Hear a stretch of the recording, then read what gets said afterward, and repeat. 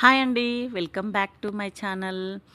ఈరోజు వీడియోలో అయితే మనము ఎంతో రుచికరమైన నోరూరించే ఫిష్ ఫ్రై గురించి అయితే మాట్లాడుకుందాము. చూస్తుంటే అయితే నోరూరుతుంది కదా. సో ఈ ఫిష్ ఫ్రై అయితే ఇష్టం ఉండని వాళ్ళైతే ఉండరు నాకు తెలిసి. ఇది హెల్త్కి కూడా చాలా మంచిది. సో పులుసు తినేవాళ్ళు ఉంటారు, ఫ్రై తినేవాళ్ళు ఉంటారు. ఫ్రై తినే వాళ్ళ కోసమే స్పెషల్గా అనమాట. ఒక్కసారి అయితే ఇట్లా ట్రై చేయండి, మళ్ళీ మళ్ళీ చేసుకొని తింటారు. చాలా సింపుల్ ప్రాసెస్ అనమాట. నేను ఎలా చేయాలి, దానికి కావాల్సిన ఇంగ్రీడియంట్స్ ఏంటో చెప్తాను, ఓకేనా. మనమైతే ముందుగా ఫిష్ తీసుకొని నీట్గా కడుక్కోవాలి. ఇప్పుడు ఆ ఫిష్లో సరిపడంత ఉప్పు, కారం, అల్లం ఎల్లిగడ్డ పేస్టు, కొద్దిగా పసుపు, అట్లాగే కొంచెం ధనియాల పౌడరు, అట్లాగే కొంచెం జీలకర్ర పౌడర్ వేసుకోండి. వేసుకున్న తర్వాత ఒక నిమ్మకాయ అయితే అందులో పిండుకోండి. సో టేస్ట్ అయితే బాగుంటుంది అనమాట నిమ్మకాయ పిండుకుంటే. ఇప్పుడు నిమ్మకాయ పిండిన తర్వాత కొద్దిగా ఆయిల్ వేసుకొని మంచిగా ఈ వేసిన ఇంగ్రీడియంట్స్ అన్ని ముక్కలకు పట్టేటట్టయితే నీట్గా కలుపుకోండి. ఎందుకంటే మనం ఎంత మంచిగా మసాలాలు ముక్కలకు పట్టిస్తే ఫ్రై అంత బాగుంటుందన్నమాట.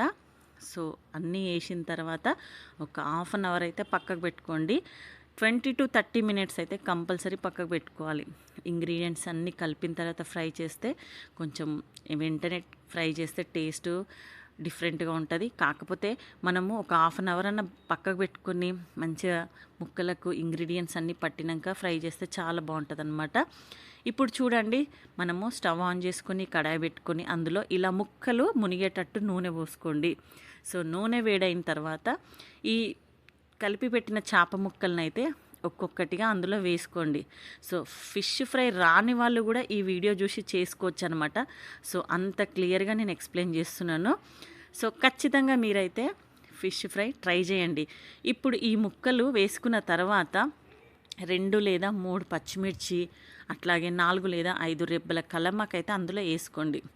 నూనెలో వేసుకోండి.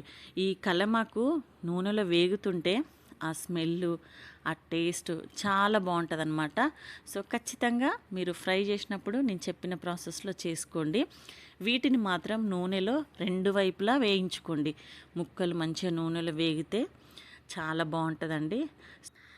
ఎంతో రుచికరమైన చేపల వేపుడు ఎలా చేయాలో నేను చెప్పిన కదా ప్రాసెస్. ఈ వీడియో కనుక మీకు నచ్చినట్లయితే, ఖచ్చితంగా నచ్చిందనే అనుకుంటున్నాను. సో మన ఛానల్కి సపోర్ట్ చేయండి, సబ్స్క్రైబ్ చేసుకోండి. మరిన్ని వీడియోల కోసం మన ఛానల్ని ఫాలో అవ్వండి, ఓకేనా. థ్యాంక్స్ ఫర్ వాచింగ్ అండి. వీడియోని ఇంతవరకు స్కిప్ చేయకుండా చూసిన వాళ్ళకైతే స్పెషల్గా thank you so much. Next వీడియోలో ఇంకొక రెసిపీతో కలుద్దాము. అప్పటి వరకు బాయ్. ఇంకొక విషయం ఏంటంటే, మనము ఈ ఫ్రైలో పచ్చిమిర్చి కల్లమాకు వేసినాం కదా, వాటిని ఏం చేయాలనుకుంటున్నారా, ఈ ముక్కలతో పాటు పచ్చిమిర్చి తినండి, కల్లమాకు కూడా నంచుకోండి, చాలా బాగుంటుంది అనమాట. ఈ టేస్ట్ కోసమే ఇవి ఇందులో యాడ్ చేసుకున్నాము.